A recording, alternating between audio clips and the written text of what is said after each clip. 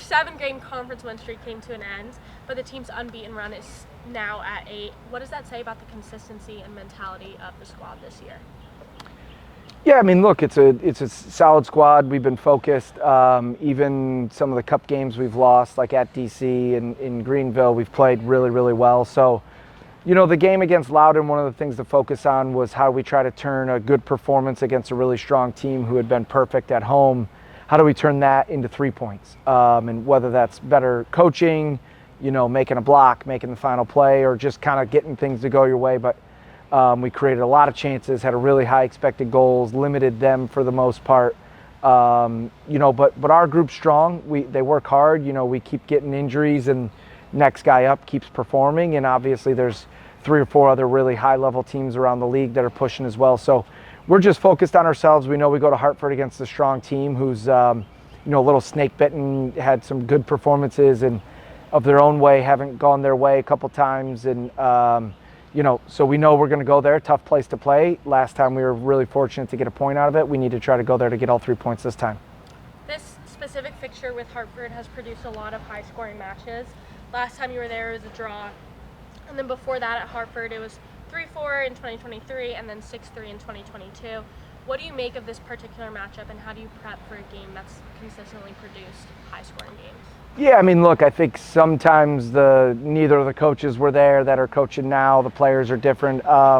You know, what I can say about Brendan and his team, they're talented, they're well coached, they're athletic.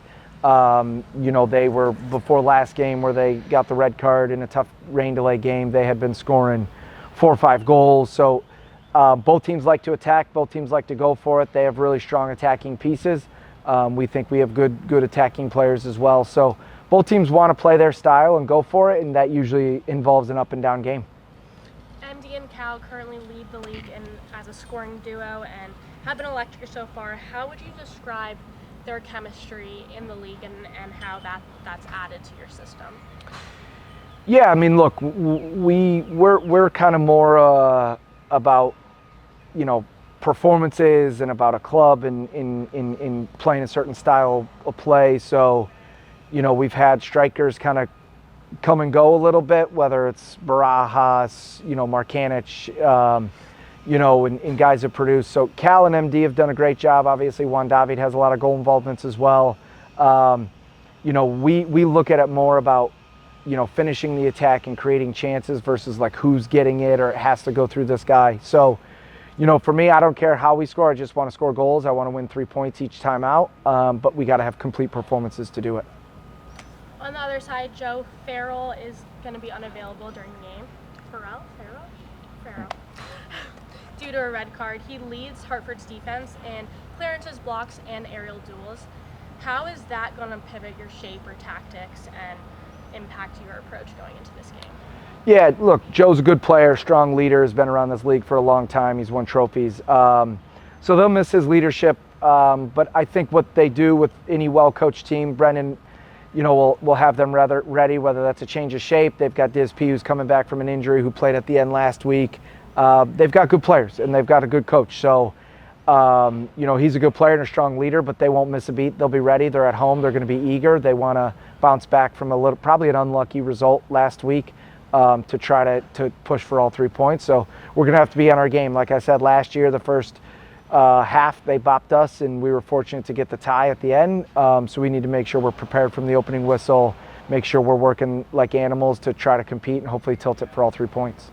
And lastly, coming back to Charleston after this game, you guys are preparing for a quick turnaround, and then again next weekend. How is that going to impact your strategy at all going into this game?